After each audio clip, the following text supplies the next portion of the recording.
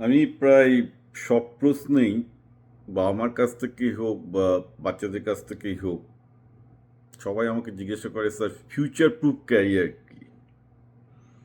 কী করে বলবো বলুন তো? কালকেই দেখলাম ইলন মাস্ক বলছেন যে এরপর আর ডাক্তারদেরও দরকার হবে না, রোবটরা ডাক্তারদের থেকে ভালো সার্জারি করতে পারবে। মাস্টারমশাইদের যে দরকার হবে না টিউটোরিয়াল ক্ষেত্রে, সেটা তো লাস্ট 2 বছরই প্রমাণিত। যবে থেকে ChatGPT এসছে, আমেরিকার মহাশয়দের টিউশনি বাজার খুবই খারাপ, কারণ ChatGPTর কাছ থেকেই ছাত্ররা সব কিছু শিখে নিচ্ছে। ভারতেও যারা ChatGPT ইউজ করতে শিখেছেন অলরেডি, তারা আর টিউটর নিচ্ছেন না। তো মাস্টারমশাইদের দিনকাল তো গেছি, সোজা কথা। যদিও মাস্টারমশাইরা সেটা স্বীকার করতে চাইবেন না, ডাক্তাররাও সেটা স্বীকার করতে চাইবেন না, কিন্তু ধরুন যারা ডাক্তারদের ভুল চিকিৎসার শিকার হয়েছেন তারাও স্বীকার করবেন যে ChatGPTর কাছ থেকে কনসাল্ট করে, ChatGPTর সাথে প্রশ্নোত্তর করে তারা অনেক ভালোই উত্তর পাচ্ছেন। কারণ দেখুন, ডাক্তারও ভুল করে, ChatGPTও ভুল করে, মাস্টারমশাইও ভুল করে, ChatGPTও ভুল করে। কিন্তু দেখা যাচ্ছে যে ChatGPTর ভুলের পরিমাণ কিন্তু আস্তে আস্তে আস্তে আস্তে অফকোর্স, মানে আগে অনেক বেশি ভুল করতো, এখন আস্তে আস্তে অনেক কম ভুল করছে। তো প্রশ্নটা হচ্ছে যে এখন একমাত্র সরকারি চাকরি ছাড়া যদি ধরে নেওয়া যায় যে সরকারি চাকরির অস্তিত্ব থাকবে, কারণ সরকারি চাকরির অস্তিত্ব থাকবে কি না সেটা নিয়েও, সরকারি চাকরি যদি হয় তো হচ্ছে একমাত্র ফিউচার প্রুফ জিনিস যদি পাওয়া যায়, কিন্তু সরকারি চাকরির অস্তিত্ব থাকবে কি না সেটা নিয়েও আমি খুব একটা শিওর বলতে পারছি না। কারণ ভারতের মতো দেশে তো পুরোপুরি সেটা ভাতাভিত্তিক হয়ে গেছে। মানে দেখুন, এখন সবাই বুঝে গেছে যে যে সরকার যত বেশি সাধারণ জনগণকে বেশি ভাতা দিতে পারবে সে জিতবে। কিন্তু সরকারকে তো গভর্নমেন্ট চালাতে হবে, রাইট? গভর্নমেন্ট চালাতে তো গভর্নমেন্ট অফিসিয়াল লাগবে, এবার গভর্নমেন্ট ডেফিনেটলি সেটাকে মিনিমাইজ করবে, যতটা কম সংখ্যক পারবে হায়ার করবে। এবং তাহলে সরকার চলবে কী করে? কারণ অবভিয়াসলি এক্ষেত্রে এআই আর অটোমেশন আসছে অলরেডি। আইটি সিস্টেম আসার পর প্রচুর গভর্নমেন্ট জব এলিমিনেটেড হয়ে গেছে, almost like 2/3 government job eliminated, 2/3 I say 70 60%-এর কাছাকাছি পায়। আরও যত অটোমেশন আসবে, যত কগনিটিভ ক্যাপাবিলিটি বাড়বে এআই সিস্টেমে, ইনফ্যাক্ট আপনারা হয়তো জানেন না যে ডোনাল্ড ট্রাম্প 1 মাস আগেই একটা পাস করিয়েছিলেন, একটা তার ডিক্রি, প্রেসিডেন্সিয়াল ডিক্রি পাস করিয়েছিলেন। তার এটা ছিল এই যে সমস্ত ডিপার্টমেন্টকে তিনি দিয়েছেন যে এআই দিয়ে যত পারো ফেডারেল গভর্নমেন্টে, অর্থাৎ কেন্দ্রীয় সরকারের চাকরিদের জব রিপ্লেস করো। আর ওনার অ্যাডমিনিস্ট্রেশনের এটাই লক্ষ্য যে যত গভর্নমেন্ট যত ছোট হয় তত ভালো, যত এআই দিয়ে যত কাজ পাওয়া যায়। এবং সেই অনুযায়ী প্রচুর এই বছরই জানুয়ারি মাসের প্রথম দিকে দেখেছি অনেক আরএফআই বেরিয়েছে, এবং আমেরিকার এখন প্রতিটা সরকারি ডিপার্টমেন্টকে বলা হয়েছে তোমরা এআই দিয়ে যত বড় অটোমেশন করো। কারণ ভারতবর্ষে কি সেই জিনিসটা হবে? আমি তো মনে করি নিশ্চিতভাবেই হবে, কারণ ভারতবর্ষের বিজেপি সরকারই বলুন, তৃণমূল সরকারই বলুন, সবাই জানে যে জিতে থাকার একমাত্র টেকনিক হচ্ছে যে কত বেশি ভাতা দিতে পারবো, কত, এবং ভাতা বেশি দিতে হলে কর্মী সংখ্যা কমাতে হবে।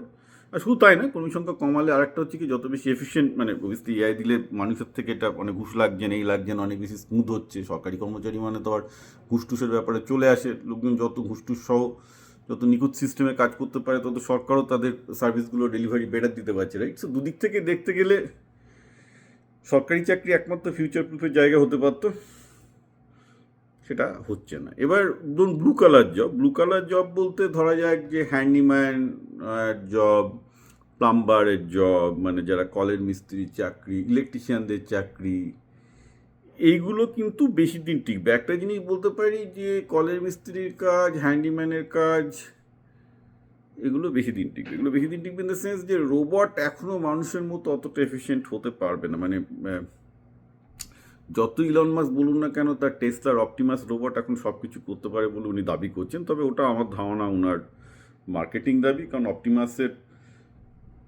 ডেমো আমি এবার সিএসএ গিয়ে 2 সপ্তাহ আগে দেখলাম, এখনও প্রচুর দেরি আছে অপটিমাস মানুষের আসতে। তো ধরে নিচ্ছি যে রোবোটিক টেকনোলজি এখনও 5 থেকে 10 বছর লাগবে, যে কিনা একটা বাড়িতে রোবট এসে ইলেকট্রিশিয়ানের কাজ করতে পারবে, বা একটা হ্যান্ডিম্যানের কাজ করতে পারবে, বা একটা প্লাম্বারের কাজ করতে পারবে, হ্যাঁ, দর্জির কাজ করতে পারবে। এইগুলো আমার ধারণা অ্যাটলিস্ট তো 10 বছর আছে, 20 বছরও হতে পারে।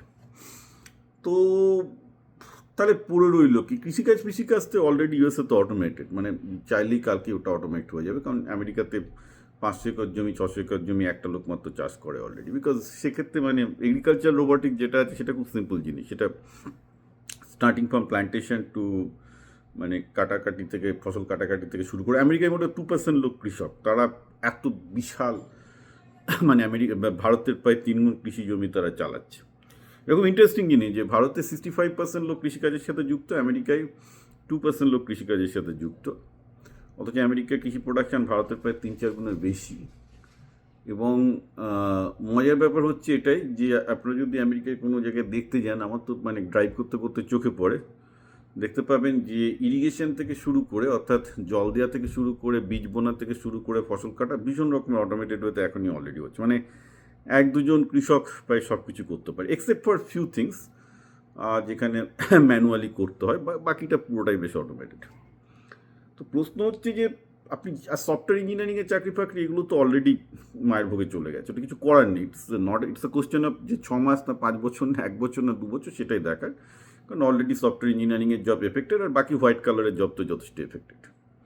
তাহলে ফিউচার প্রুফ চাকরি বলতে যে যতই বেশি বাজে না বাজাক না কেন হচ্ছে না, ফিউচার প্রুফ চাকরির ব্যাপারটা হবে না।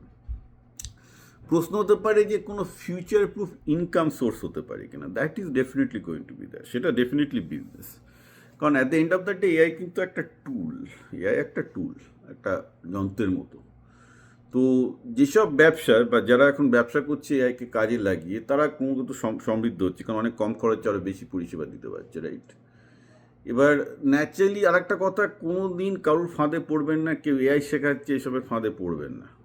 এআই নিজেকেই শিখতে হবে। জেমিনি বা এগুলো সব ফ্রি, জেমিনি চ্যাটজিপিটি একটা ফ্রি ভার্সন আছে, ফ্রি ভার্সন দিয়ে আগে নিজের পড়াশোনার কাজে লাগান, ব্যবসার কাজে লাগান, প্রশ্ন করতে শিখুন। প্রশ্ন এটা কিছুই না, এটা প্রশ্ন উত্তরের ব্যাপার, it's just a knowledge that is will give you. তারপরে যত আপনি অ্যাডভান্স ভার্সনে যাবেন তত আপনি সেটাকে ইঞ্জিনিয়ারিংয়ে কনভার্ট করতে পারেন, ডাক্তারিতে কনভার্ট করতে পারেন, দ্যাট ক্যান বি ডান যখন আপনি আরও ভালো করে শিখবেন।